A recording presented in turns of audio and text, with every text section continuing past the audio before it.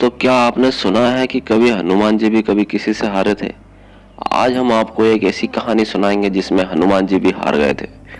दोस्तों, मछिंद्रनाथ नामक एक तपस्वी हुआ करते थे। जिस प्रकार हनुमान जी राम भक्त थे, उसी प्रकार मछिंद्रनाथ भी प्रभु श्री राम के परम भक्त थे। एक बार मछिंद्रनाथ तपस्वी जब रामेश्वर में पधारे तो वे रामेश्वर सेतु को देखकर भाव विभोर हो उठे। इसके बाद उन्होंने प्रभु श्री राम की भक्ति का निश्चय किया और भक्ति में लीन होते हुए वे समुद्र में स्नान करने लगे। वानर के भेष में घूम रहे वहां पर हनुमान जी ने जैसे ही यह सब देखा तो वे उनकी परीक्षा लेने के लिए आगे बढ़े। हनुमान जी ने योगी मछिंद्रनाथ की परीक्षा लेना शुरू किया। उस स्थान पर जहां तपस्वी भक्ति में लीन था, अचानक तेज वर्षा होने लगी। फिर वानर वेश में घूम रहे हनुमान जी वहां मौजूद पहाड़ पर वार कर करके एक गुफा बनाने लगे। हनुमान जी का गुफा बनाने का उद्देश्य केवल तपस्वी का ध्यान अपनी ओर आकर्षित करना था और उसकी भक्ति में अड़चन डालना था। जैसा हनुमान जी ने चाहा था वैसा ही हुआ और तपस्वी का ध्यान हनुमान जी पर पड़ गया। तपस्वी मछिंद्रनाथ ने कहा कि हे वानर, तुम मूर्खता कर रहे हो। जब हमें प्यास लगती है उसी वक्त थोड़ी ना हम कुआं खोदना शुरू करते हैं। तुम्हें पहले ही अपने रहने के लिए कोई प्रबंध करना चाहिए था। मछिंद्रनाथ की बात सुनकर हनुमान जी बोले कि वैसे तो इस बात से सभी परिचित है कि प्रभु श्री राम और हनुमान से बड़ा कोई योद्धा नहीं, पर कुछ समय तक मैंने उनकी सेवा की थी, जिससे प्रसन्न होकर उन्होंने मुझे अपनी शक्ति का 1% हिस्सा दिया है। यदि आपके पास इतना साहस है तो मुझे हरा कर दिखाएं।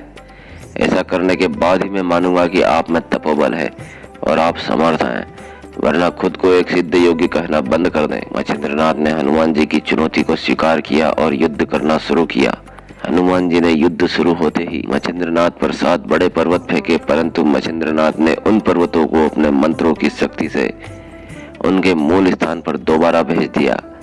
यह दृश्य देखते ही हनुमान जी क्रोध से आग बबूला हो गए। इसके बाद हनुमान जी ने वहां के सबसे बड़े पर्वत को मछिंद्रनाथ पर फेंकने के लिए उठा लिया, जिसे देखते ही मछिंद्रनाथ ने समुद्र के जल की कुछ बूंदें ली और उन बूंदों को अपने हाथों में लेकर उसे वाताकर्षण मंत्र से सिद्ध किया।